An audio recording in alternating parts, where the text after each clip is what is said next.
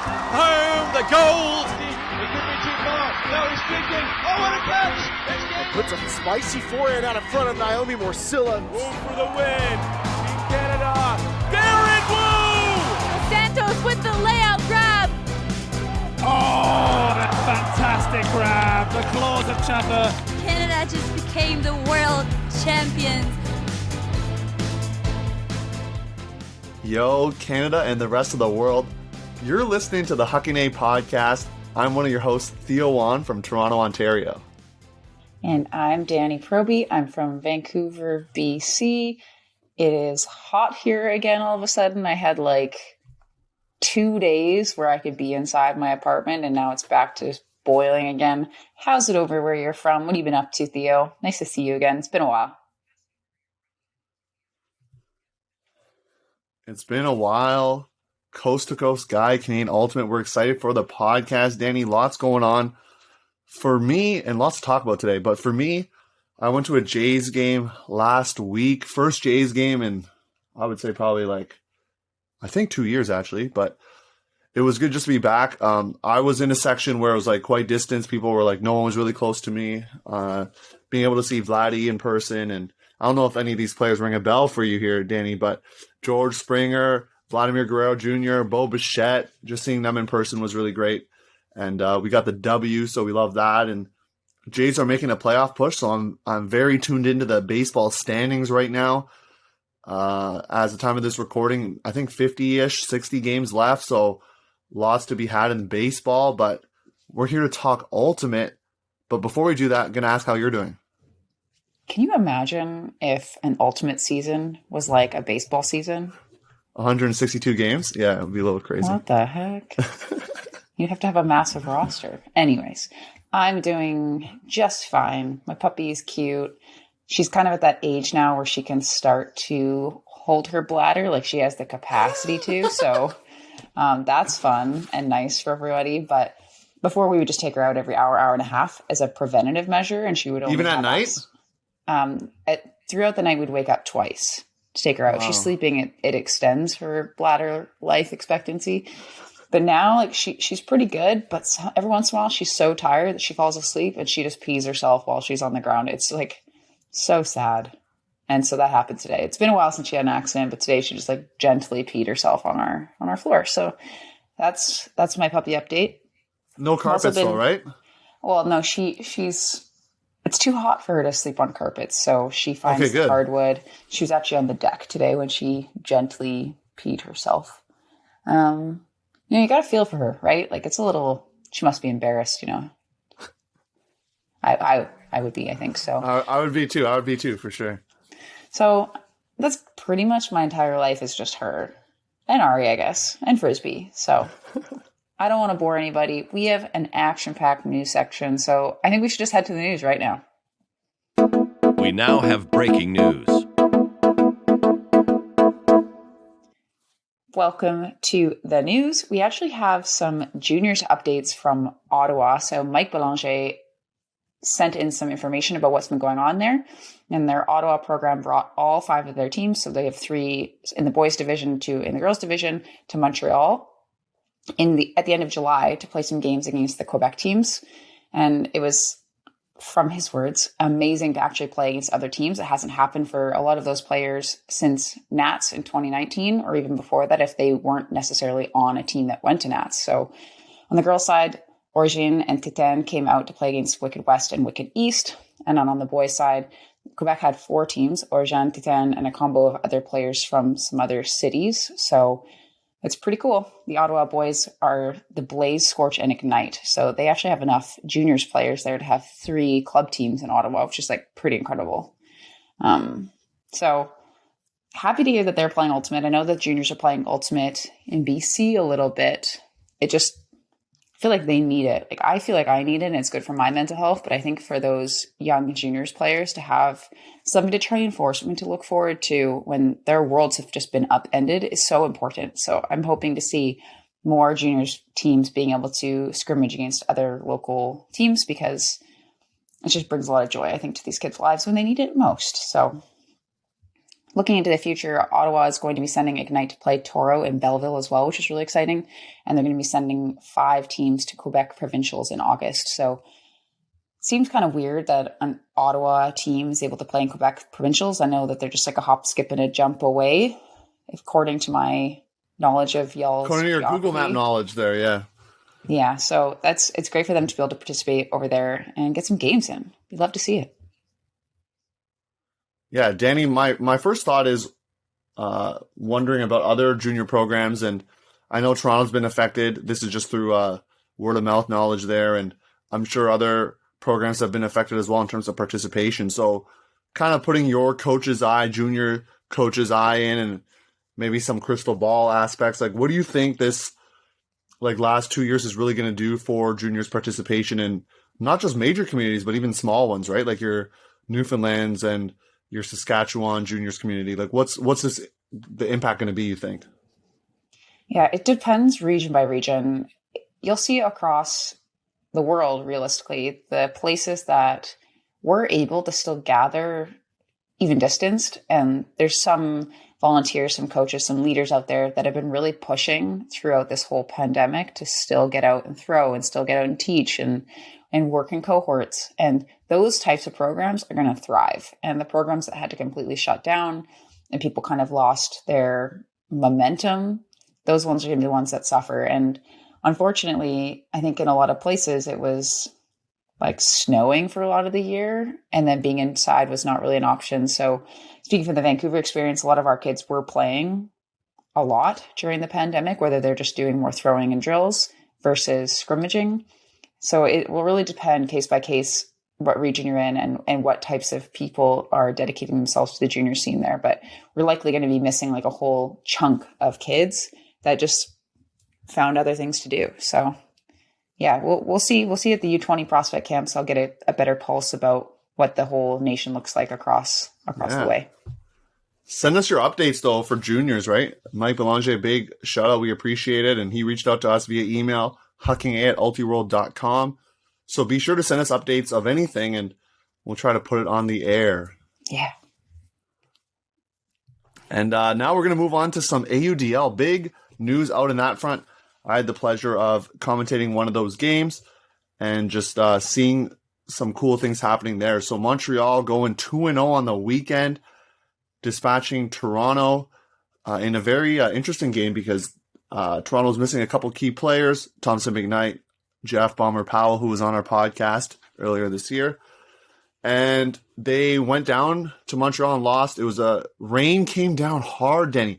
Just imagine, it's like nice skies first, second quarter, then all of a sudden it's rain coming down hard. Like it looked like torrential, like players' jerseys were soaked. It wasn't just a spitting, it was like torrential like downpour all year, I guess. Yeah.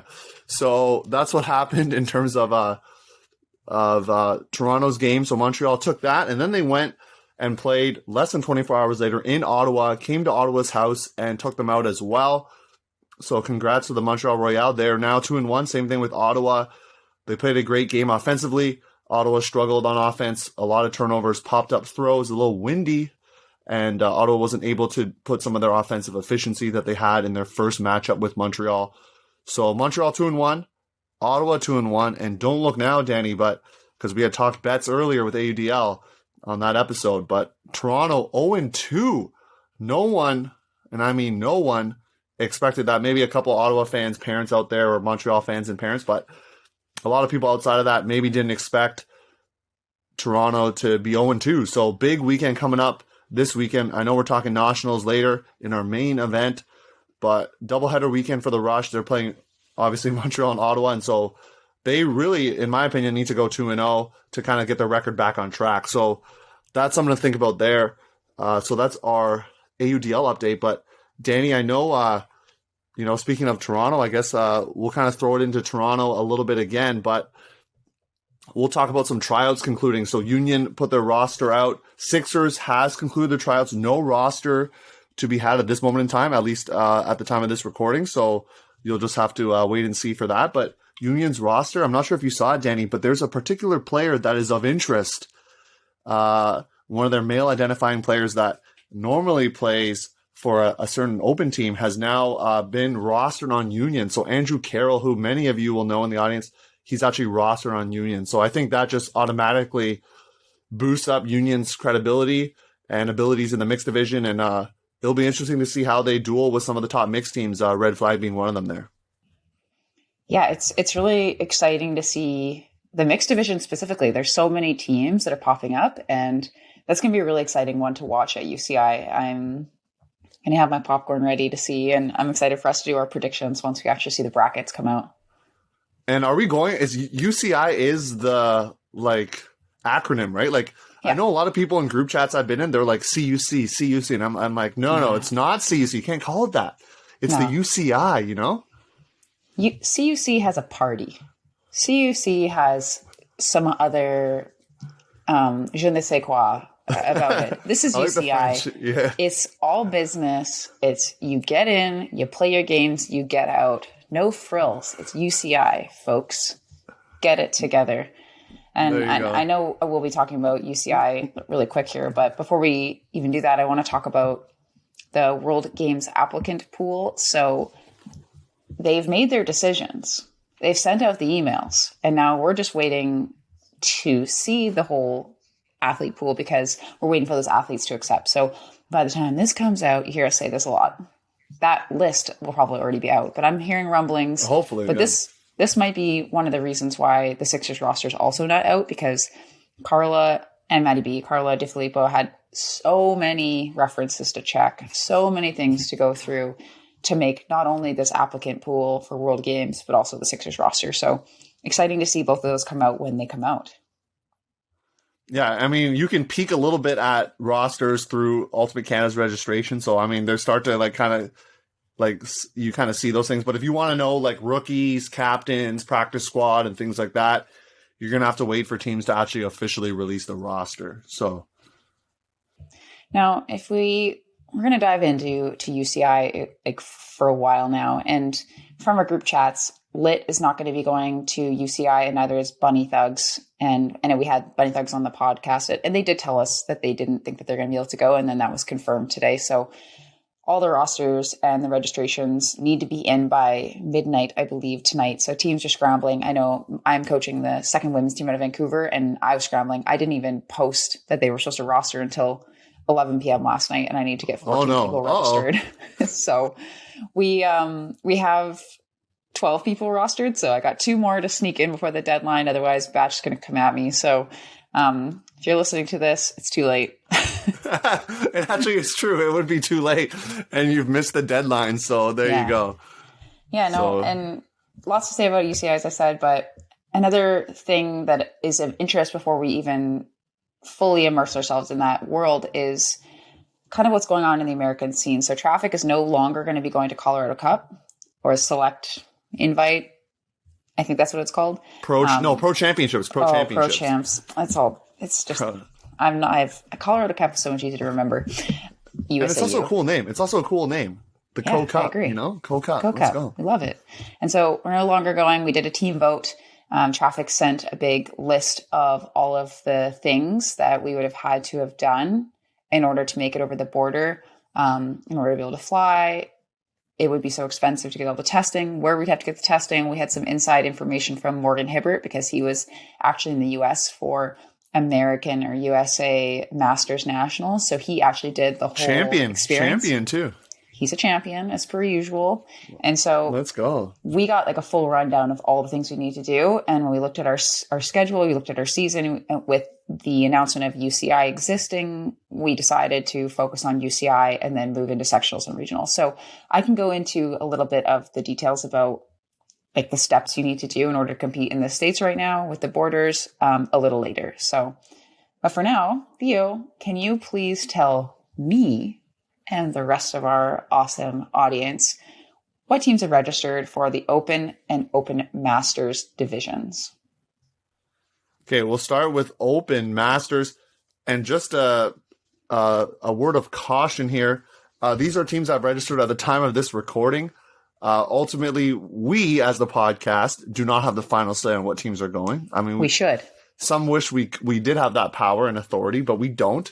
Competition committee does, but At the time of this recording, Danny, I honestly, we're recording this on the Wednesday.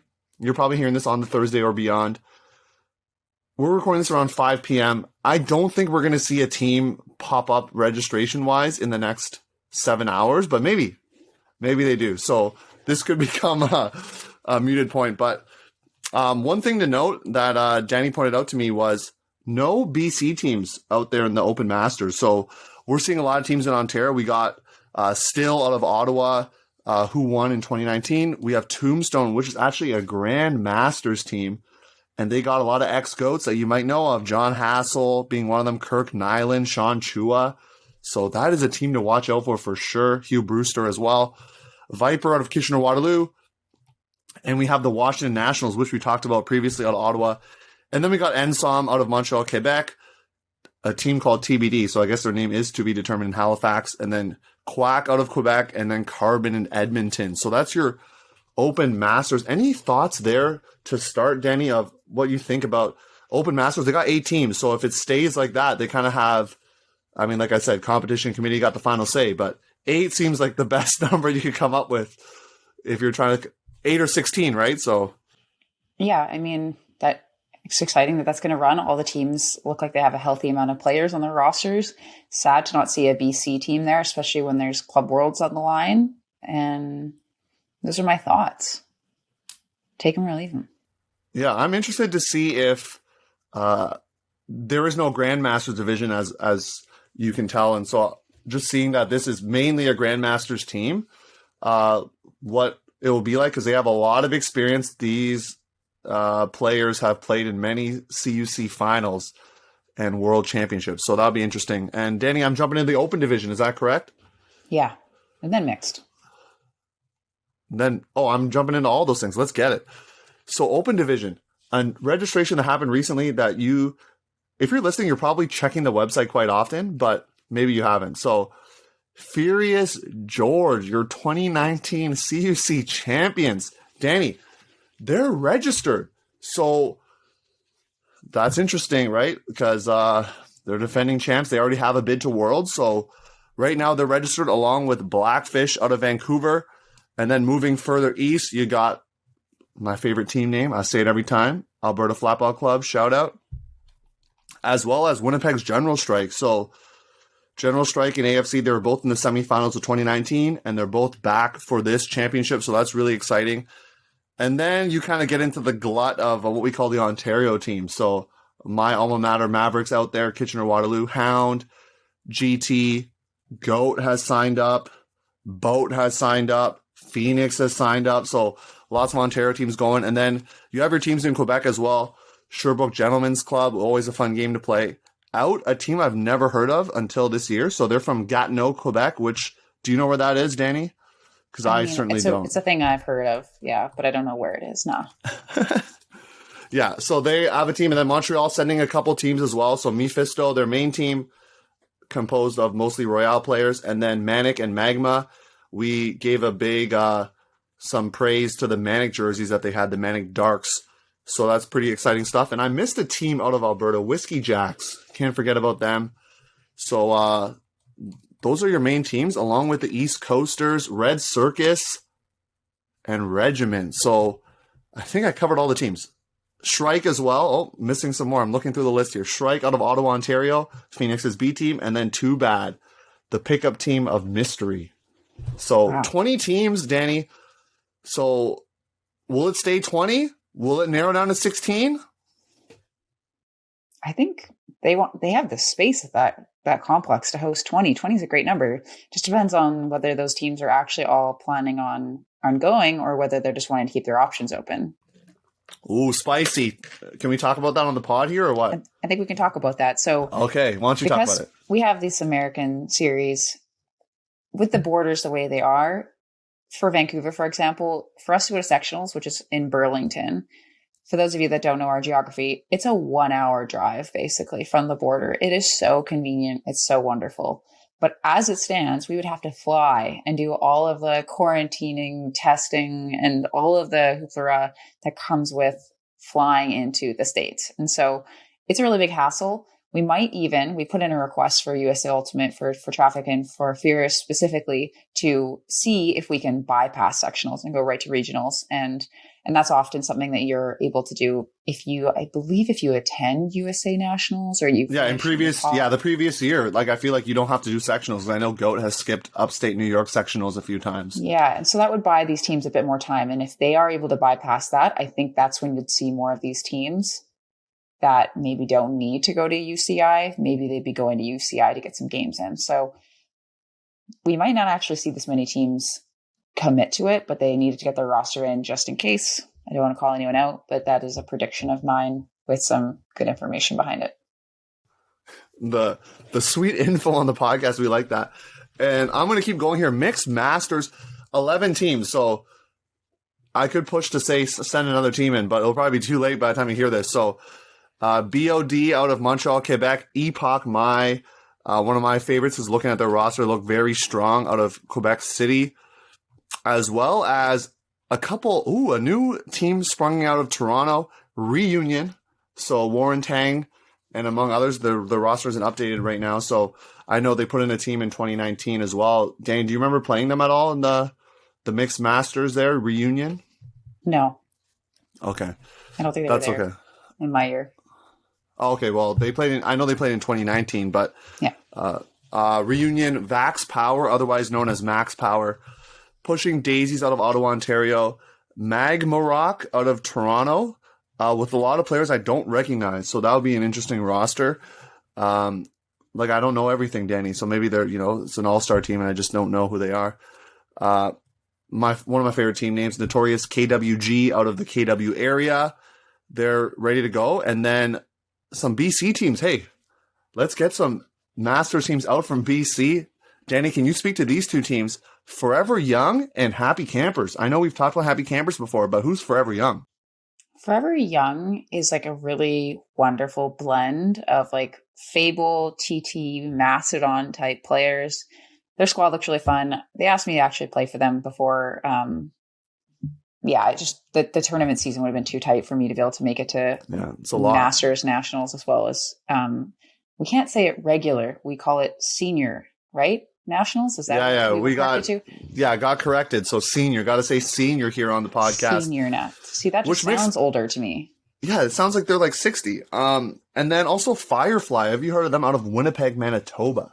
I have not heard of them.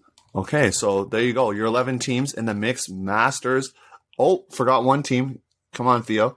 Dinner at 4, Bowmanville, Ontario, Durham's own. LP, I'm probably going to mess up his last name, Bluan. LP, and among others. So, yeah, that's your lineup for Mixed Masters. And Danny, what are you going to start with? Because I know we're missing a couple divisions, so what do you start with? I'm going to go with mixed to start because it is a healthy division of 16 teams. So now if all these teams can go, what a tournament director dream that is if that can stay the way it is. And it looks like most of these rosters are looking pretty full. Yeah. I do highly suggest that you go on here if you are attending this tournament and take a little look at the rosters because there's been some things that have moved around and it's just like really fun to see all these familiar names heading out onto these different teams. So I'm going to go in alphabetical order.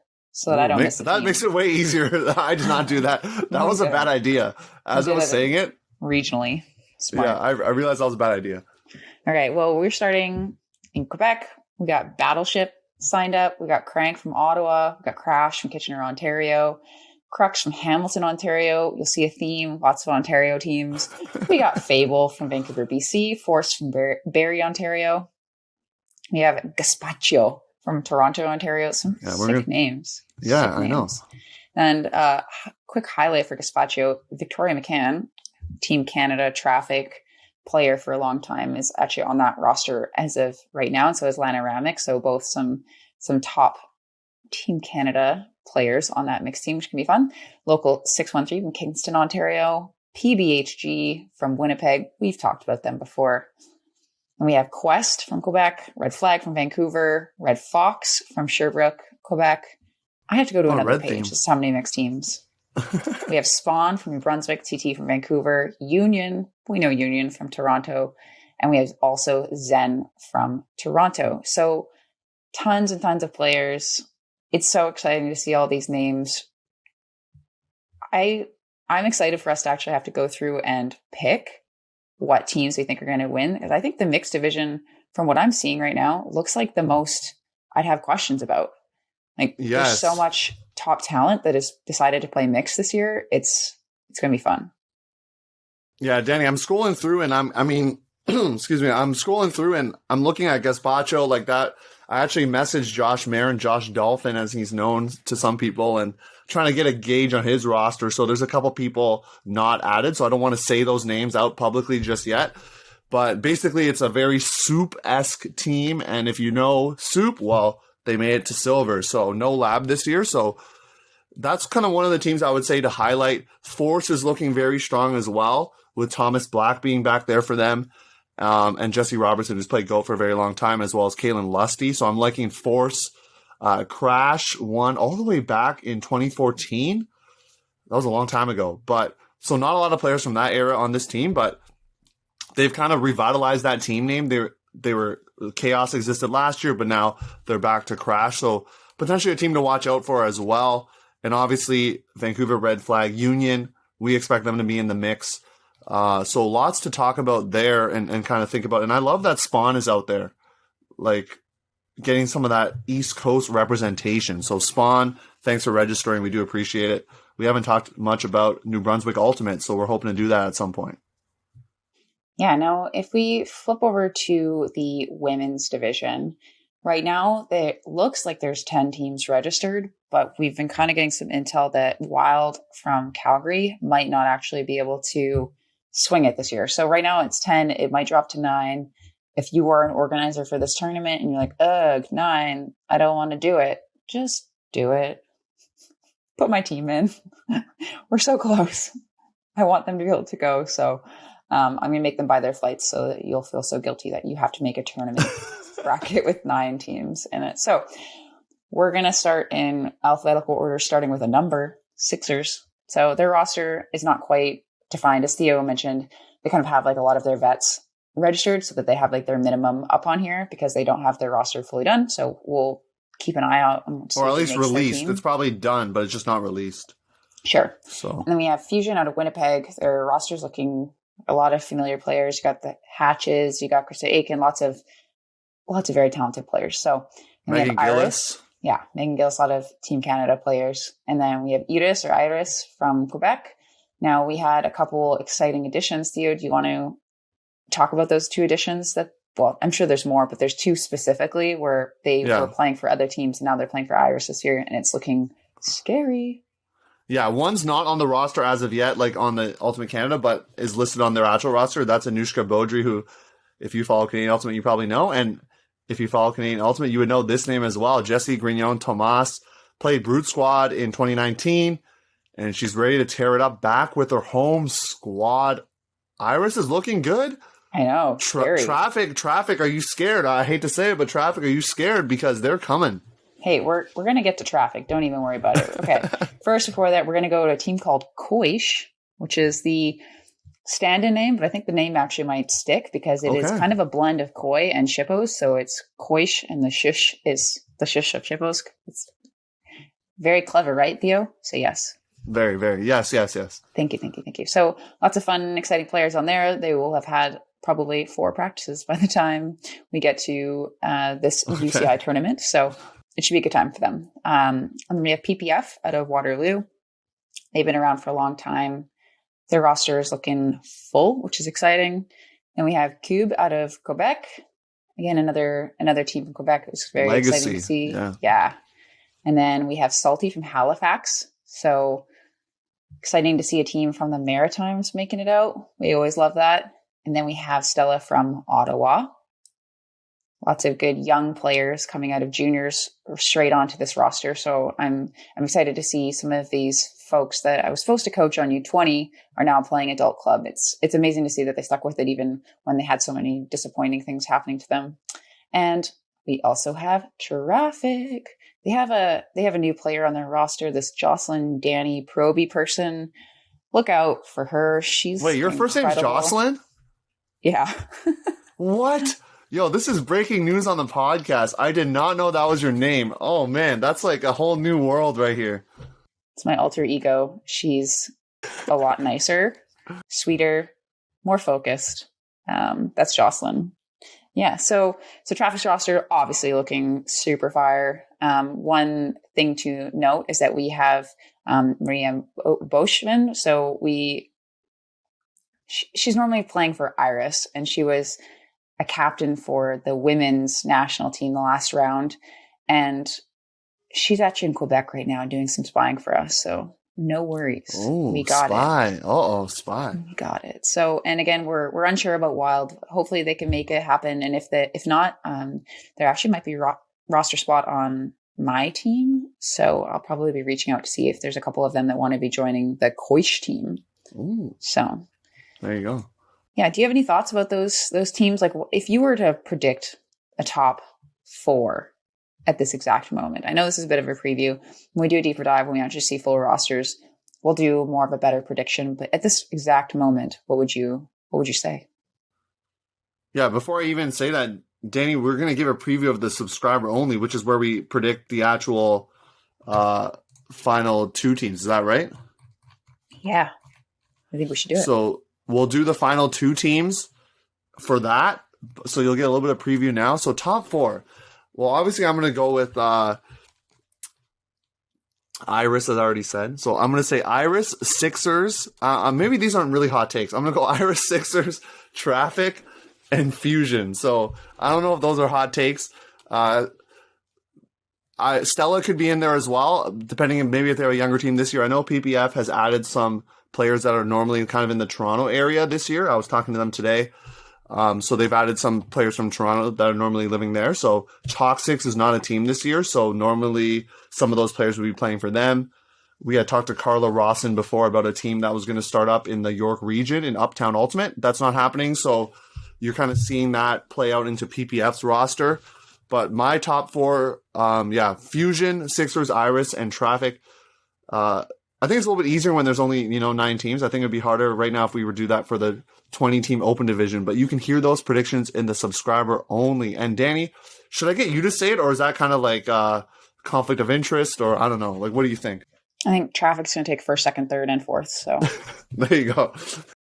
No issues there. Okay, we're gonna move to Women's Masters now. We awkwardly also have 9 teams in this division. Oh. I'm also just excited to see 9 teams in this division. Yeah. So we have Berta from Calgary. We have I'm going to butcher some names here, as per usual. No one came at me last time, so please do. Like, I actually want to learn how to say these things better. So Aguada from Gatineau. Aguada? I think it's Aguada, right? Yeah. Okay, sure. And then Les Sacochets. I don't know. From Okay. Montreal, Quebec. If you are on this team, please at me. Make me a better person. Thank you. Better pronunciator. And, it's not getting any better.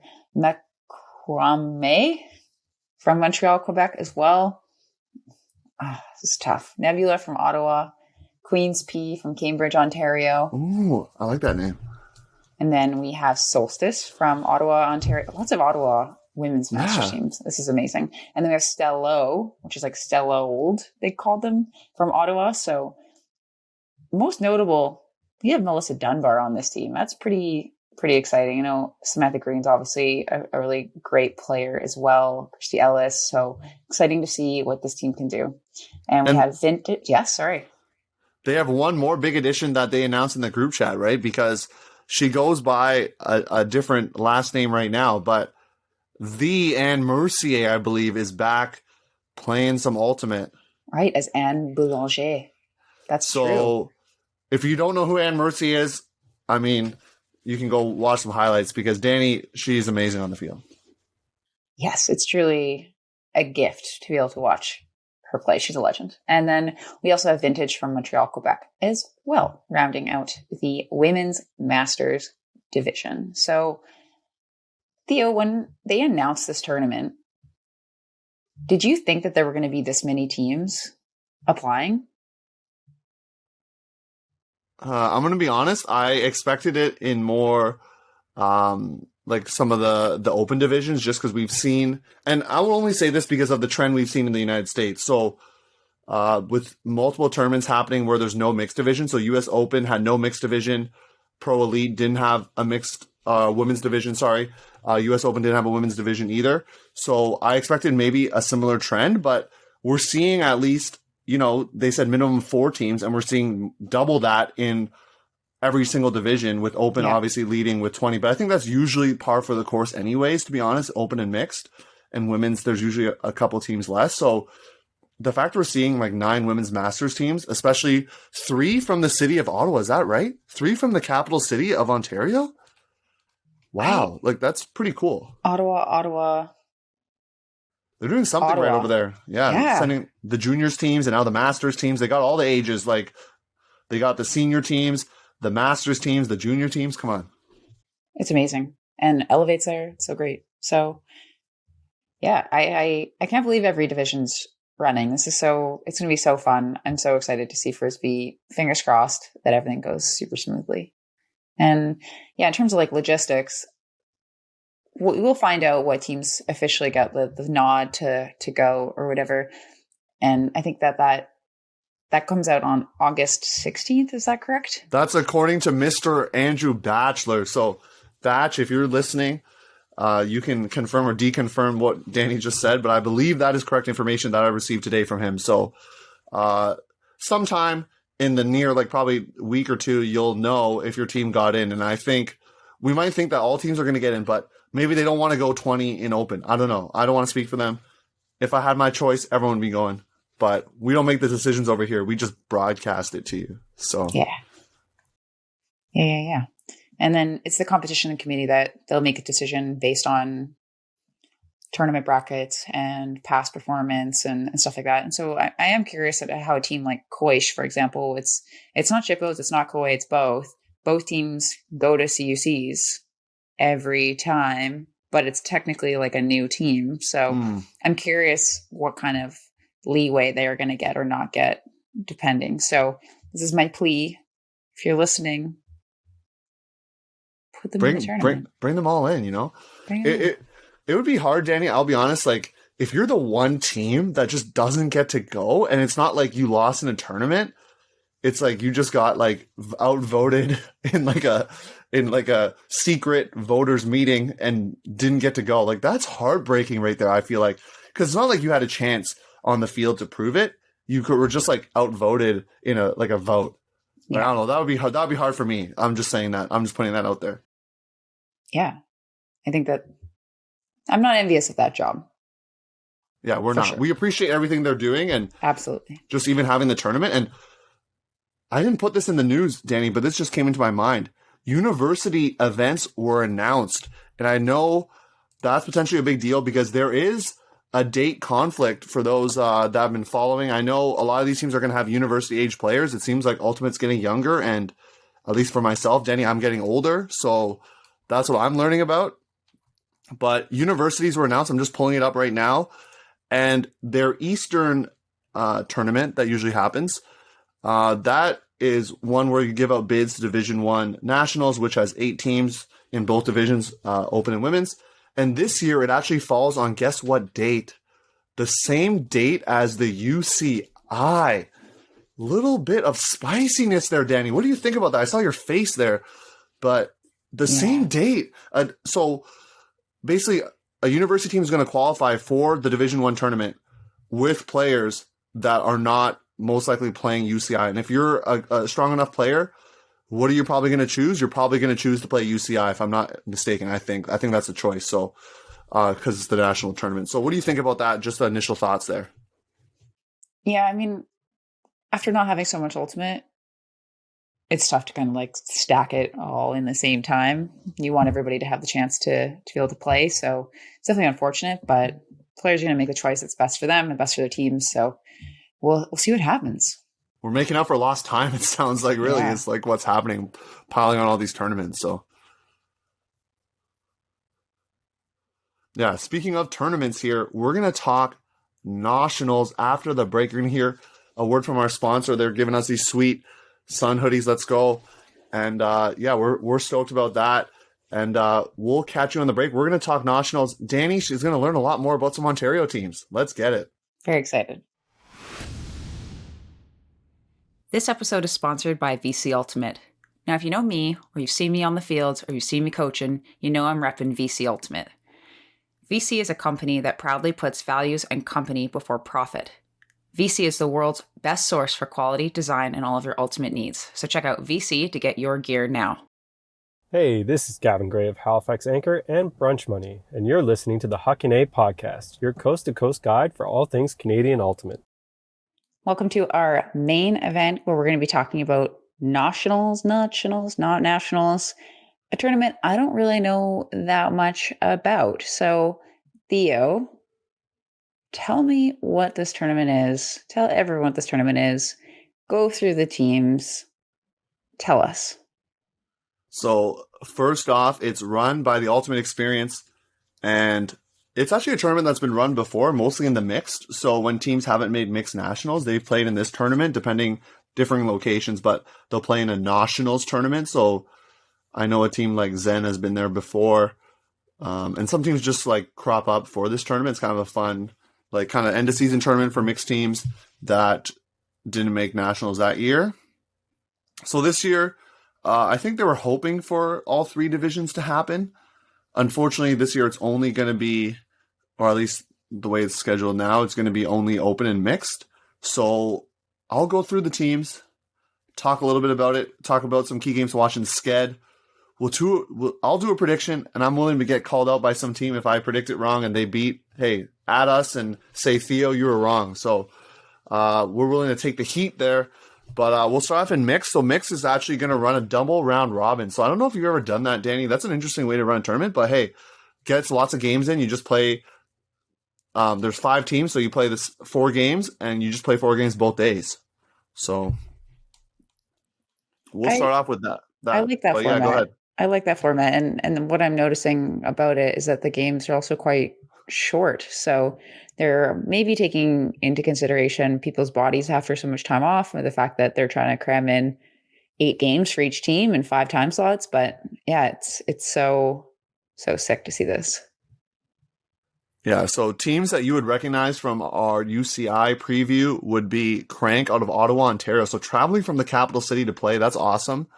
So Crank, Union, and Zen. So it'll be interesting to see what type of roster Union has. And then Clockworks out of Mississauga, a team I've never heard of before, unfortunately. So if you're listening, you're on that team, I apologize.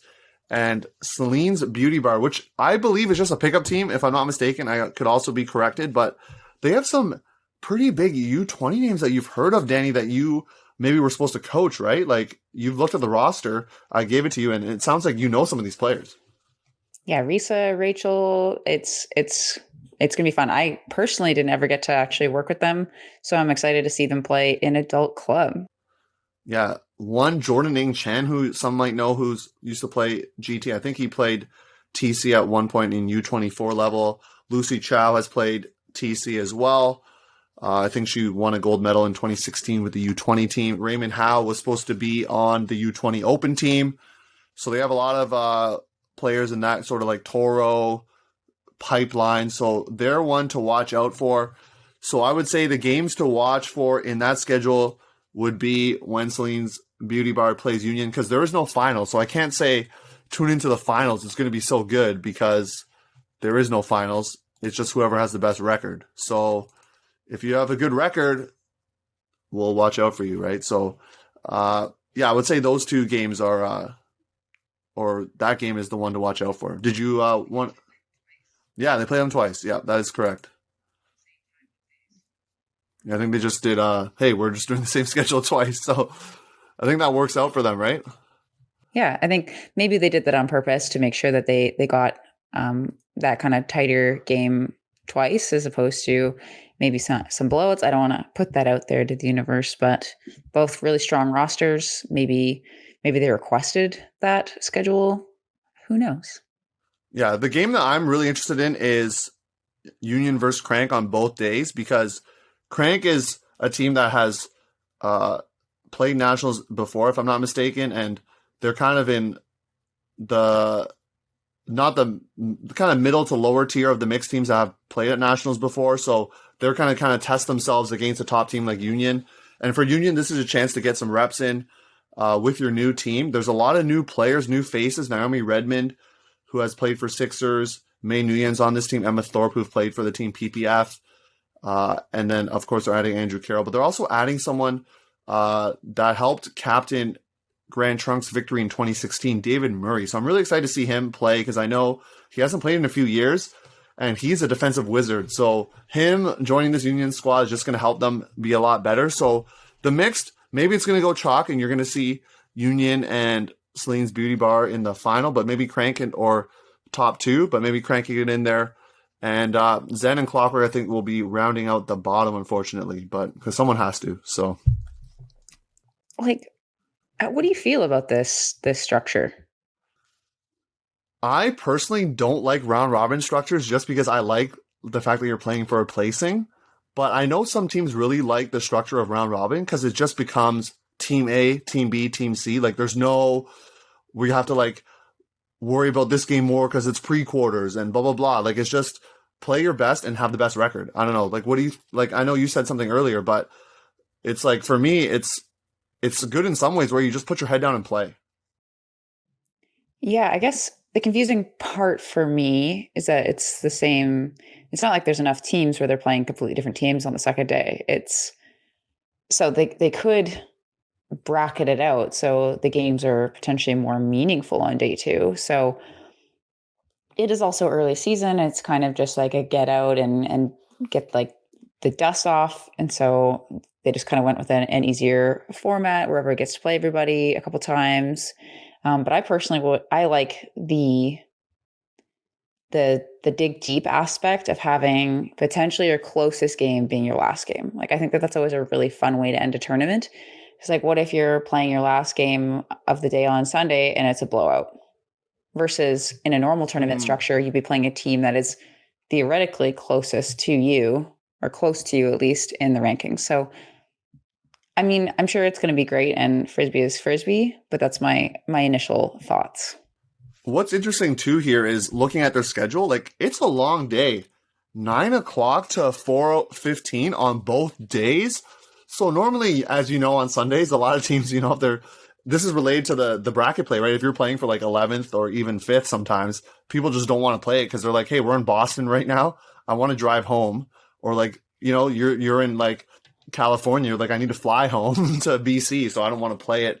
So it's going to be a long day for teams. It's really going to test depth. It's really going to test just who's been working. And I know something that they wanted me to say for sure is that they're putting a lot of COVID precautions in place. So just be assured that they're doing that. And I'll be there Saturday morning. So we'll post it on our stories, but come say hi. You can say hi to Danie through me, I guess, because Danie obviously will not be flying from Vancouver for this tournament. But yeah, we want to hear from you, the fans. We appreciate you listening or watching the podcast. But I guess we'll make predictions at the end. So we'll go open division. 6 teams. Love to see that. My alma mater, Maverick, out here. And then a lot of Toronto teams. So we got Boat, Grand Trunk, and Roy, as well as Hound out of Durham, Ontario, and Shrike. So 6 teams. They're going to be able to play it out, Danie. So there's going to be a final. And interesting enough, the 3-4 games after the final. So the 3-4 games at 3 o'clock, and the final is at 1:30. So just an interesting scheduling note there. Maybe that changed or it was a typo. I'm not sure. But either way, there will be a final. There will be like a 3rd place game and then a 5th place game, as well as play into the semis. So if you come first and second, I'm assuming you get a bye. And then if you're 3, you play 6, and then 4, you play 5 kind of thing.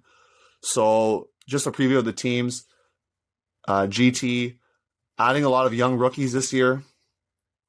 I could give you players to watch out for, but they're adding some new blood, right? So they're have added some rookies from players that have played for a team like Maverick before.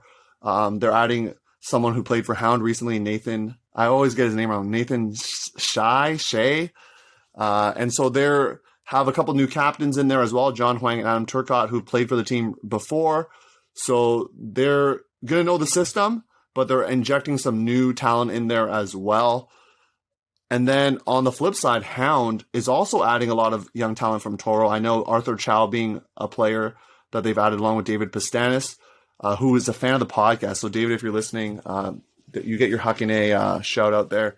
And so Hound is looking pretty strong with some of their players having played for the Outlaws. So Curtis Campbell, Kyle Hunter, Ryan Polaz, they've played for the Outlaws, and now they're bringing that experience back into their Hound squad. They also have Drew Wilson, who's played for the Rush in the past as well.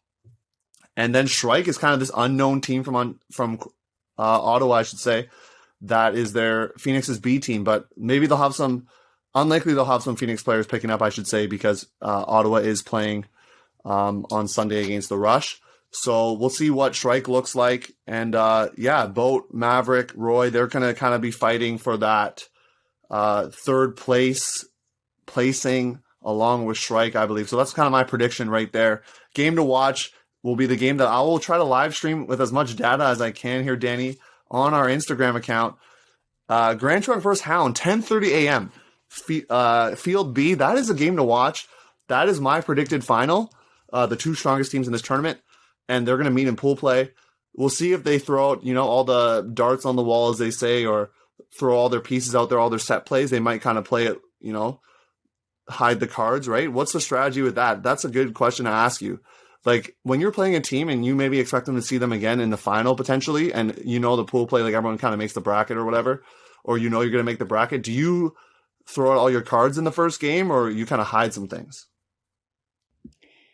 I mean, as a coach, I don't usually call plays that are so complicated that they only run one way. Normally, if you're calling plays, there's 3 different options. And so even if they've seen the play before, there's still so to answer your question, you throw it out there. You do need to see if it works. At this point, they've only been practicing these things potentially against their own teams. Yeah, I would do it. Unless you're just throwing out some magic trap defense. Yeah, I was gonna say D-looks you might kind of hide though, no? Yeah, but even if you're doing something that kind of stuffs the system down, it's usually just for a pass. I don't think that if your system only works once for 1 point, I don't think that's a good investment in a defense anyways. So if you're trying it on day 1 and it doesn't work again on day 2, I don't think that's that useful, in my opinion. That's a fair point. And a couple other pool play games to watch out for if you're deciding to go maybe spectate, or if you're playing and you want to know some different results. Shrike plays Boat at 3:00. That's a game that I'm looking forward to just because those two teams have had good battles in the past. And it's kind of like those teams are on the same tier and they're kind of fighting for a certain position within this tournament and within UCI. So I think that would be a good matchup. And then classic rivalry is Boat versus Maverick. I've played on both teams in that matchup multiple times. I'm trying to remember how many times I've won that matchup, but that is fun to watch at 4:30. So I'll do my predictions starting with mixed. And Danny, you are the Vancouverite here, so I don't know if you want to throw some predictions based on what I just talked about, but we can do that. So I will predict, this is going to go chalk in the mix, but I'm going to predict Union first. This is tough for second. I am going to pick Celine's Beauty Bar to be second, and then I'm going to pick Crank to be third. So that's my 1, 2, 3. I don't know, Danny, if you want to give a prediction or if you just want to affirm my selections there. You should have let me go first because I was going to say that exact same order. Oh, unfortunately. Okay. I think that Union, just a little bit more experience, is going to have the composure to be able to edge out Celine's Beauty Bar at both those games. Fresh out of juniors make exciting plays, but when you haven't played in so long, I think a more experienced Union roster will come out on top, but we will see. Yeah, this is the controversial pick right now. Is going to be the open division because I know whichever team I don't pick, they're going to have a chip on their shoulder. So GT Hound, I'm predicting you for the final. And I am going to go with the Dogs from Durham to pick up the victory. I've seen some of their hype for practices. They're pretty hyped up right now. I like the experience they have with some of these outlaw players that just got a chip on their shoulder. GT's going to come in firing because Jamie Millage, actually, when we did our first, do you remember the East update? Jamie said it's not a summer if it's, it's got to be a summer with us beating GT. So he put it out there they're used to that. And so they actually finished in the top 8 at Nationals in 2019. GT finished 9th. So there's definitely that chip on the shoulder. It's going to be a hotly contested game. Many players know each other, played Toro together, or they played for either of those teams before, or university. They just know each other really well. A lot of them are good friends off the field. So I'm going to pick Hound to beat GT. I know some players aren't going to like that choice, but as a podcast, we got to do predictions and we got to be bold. So I'm going to pick Hound to come in first, and then I'm going to pick Shrike to come in third. They're going to win the third place game, and they're going to beat Boat in the third place game. So those are my predictions. You can come at me if one team, shocks the field and wins it all, and I didn't pick you. I'm going to reverse it. I'm going to go GT, Hound, Boat, Shrike in that order. Just to shake things up. I like it. And so if you don't like our picks, you can add us. I know this has happened before, Danny. For Deep Look, I'm pretty sure Charlie said one team wasn't going to make Nats, and they made it, and they showed the tweet and put it on a jersey at Nationals so that everyone could see. This is you said we weren't going to do it, and we made it. Let's go. So free advertising for Ulti-World. That's smart. Yeah. So if you want to put that, Theo predicted us. I mean, Ottawa Outlaws, you already proved me wrong, because I know I didn't have you at first, and you've proven me wrong there. So some teams can prove me wrong again. So yeah, that's our preview. I know it wasn't as long of a main event, but we're excited to have Ultimate back on here in Ontario. I know Quebec's had some things happen, and any tournaments happening out in BC, you think later in the summer there, Danny, or nothing kind of out there? No, I don't hear of anything rumbling. I know on the women's side, we're trying to organize a scrimmage day to play against the Koish team and the women on the mixed teams here locally. We might even try to play against a mixed team as traffic, but for the time being, I'm not hearing anything happening in our neck of the woods. Yeah, and in regards to women's, I know Sixers and Iris are doing some form of I don't want to say practice, but scrimmage weekend or something together this upcoming weekend, if I'm not mistaken. So they'll be able to get good quality reps there. Danny, it is a shame, unfortunately, that there is no women's division. I am sad about that. It just speaks to maybe the lack of teams in the women's division as you're seeing it, the UCI registration and stuff. So I hope that maybe 2022, we're going to see more women's teams pop back up, because no Toxic's happening, and it sounds like Knox, which is a team out of Toronto, is not happening. And so, and then Stella, I think, had another women's team out there in Ottawa. So just seeing less women's teams kind of sucks, because obviously you want to see that sport grow in that division. Yeah. I mean, in general, women across the board and all tournaments are more cautious, and it's definitely, hopefully, something we recover from once the pandemic has kind of calmed down a little bit and we can get more women out there playing. But yeah, I'll be cheering on the mixed division specifically for all of those women that are out there crushing it. So yeah. Very exciting. Yeah, enjoy the tournament, for those who are playing it and listening, because this is your first real major chance to do so, and it's just going to be a fun time. Regardless if you win or lose, honestly, you're playing a sport you love, and you get to do it after 2 years off, and you get to do it with your friends or people that you like or sort of like. So just enjoy it is my advice there. Yeah, I'm excited to see the results rolling in. Theo, you got to update me, and I'll be tuning into your live stream as well. So yeah, thanks everyone for tuning in to this episode. Next week, we get to recap what happens at Nationals. So you get to find out that Theo is wrong about everything, and it's going to be great. And we will also try to get some of the winners on the pod. So if you're listening to this and you want to be on our podcast, you just better win. That's a true point. That is a true point, actually.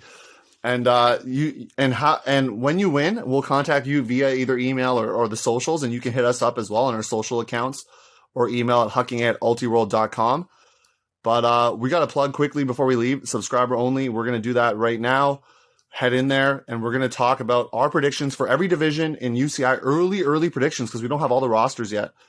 We're going to predict who's going to come in the finals and who's ultimately going to take it. So if you don't have an Ulti-World subscription, please do so. It allows things like this to happen. So do appreciate Ulti-World and all that they do. And so please do that. But we'll see you in the subscriber only. If not, we'll see you next week. Hey, this is Karen Hatch from Winnipeg Fusion and Team Canada Mixed. and you're listening to the Huckin podcast, your coast-to-coast guide for all things Canadian Ultimate.